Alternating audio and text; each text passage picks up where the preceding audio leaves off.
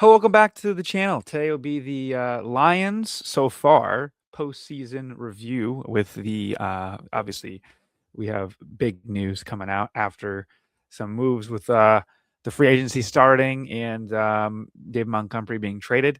We did a video last week on that with a little mock draft. Probably won't do a mock draft today, but just quick, probably. Yeah, we're gonna talk about what the Lions did, some other teams in the division, and maybe some other big level thoughts from there. Lions, you got the trade. You got Juice Scruggs in. He's a guard center. You obviously got him for Dave Montgomery. And then you retain Malcolm Rodriguez. So that's a nice signing there. And then you had three guys that you signed that were the big names. You had Cade Mays, a 3 years, $25 million with $14 million guaranteed. He's a center from the Carolina Panthers. And then Isiah Pacheco, running back from the Chiefs out of Rutgers. And then offensive tackle Larry Borum. So that was your three there. We'll quickly do the rest of the division, and then we can go from there. Green Bay Packers signed Benjamin St-Juste to a 2-year, $10 million deal. They traded for Zaire Franklin from the Colts. They retained Sean Ryan, offensive tackle, running back Chris Brooks, offensive tackle Darian Kinnard, linebacker Nick Neiman, linebacker Christian Welch. They did just lose Romeo Dobbs today. I saw it earlier, which that's crazy. And then the Bears, they've been very busy. Signed Kobe Bryant, safety, Devin Bush, Michigan man, linebacker, Khalif Raymond from the Lions, Cam Lewis, defensive back, Neville Gallimore, defensive tackle, 2-year deal. They traded for Garrett Bradbury from the Raiders, offensive lineman. I believe he's buddies with somebody on that line, like they're good teammates. They retained Braxton Jones. They retained DeMarco Jackson, Case Keenum, and edge Daniel Hardy. Minnesota Vikings retained Eric Wilson, linebacker, long snapper Andrew DePaola. They have a linebacker Ivan Pace Jr., linebacker Bo Richter, running back Xavier Scott. He had a pretty good season last year, and D lineman Jalen Redmond. So that's what they did there. Now back to the Lions. We will look at these guys in particular. So Cade Mays, 6'6", 325, 26 years old. So the 3-year deal, again with 29. He had a 69.4 pass block grade. He was 13th out of the 40 eligible centers. Run block, 58.4. He was 33rd out of 40 eligible centers. Overall for 24th out of 40 eligible centers. Seems like a good, maybe mid-level buy low guy. Maybe it's kind of like a thing you need to happen here. He allowed 0 sacks, which is pretty good. He had 2 penalties in the season, so he was 4th out of 40, and he was number 1 out of 40 on 0 sacks allowed. Played 726 snaps, so not the most. It was 29th, but yeah, number 1 in sacks allowed, number 4 in penalties, number 9 in total pressures allowed. So he needs to obviously get up in terms of how many snaps he played. I'm not totally sure what that was all about. Looks like here, yeah, he was at Georgia and then transferred to Tennessee.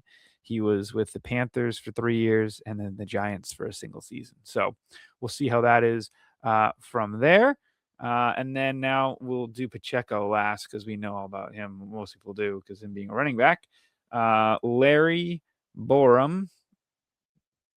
Larry Borum signed. He was a tackle. He was 60.7 overall. He was 67.1 in pass block, 54.4 in run block. So 2 depth pieces, hopefully, based on this.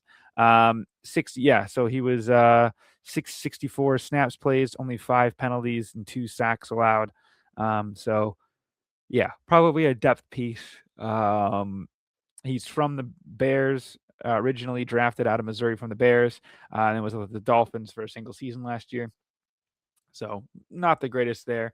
But if we go to Isiah Pacheco, running back here, this year he had a 36.5 or 35.6 receiving grade, which is the second worst among eligible players.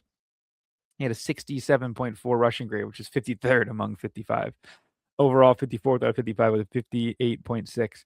Now, this isn't the best. Obviously, you understand a lot of stuff happened there, but He was 44th in run snap, 46th in carries, but he was number 1 in fumbles, no fumbles. So that was pretty good. Again, he had a bad season this year. He was injured. I think he broke his leg. But let's see if they have his grades for the 2024 season. I don't see that there. 2023, he was an 82.3 with an 83.7 rushing grade. And again, not really a receiving back, but you just need him to come in and spell Jahmyr Gibbs. And, I think he's going to be a great backup back. He has the fun run style. He runs high knees. Very good touchdown celebrations. He'll be a fan favorite, I'm sure, with those, the JMO and St. Brown always having unbelievable, and Gibbs obviously having really good celebrations. I'm just thinking that him and Gibbs probably on the field at the same time. But yeah, overall, not a ton.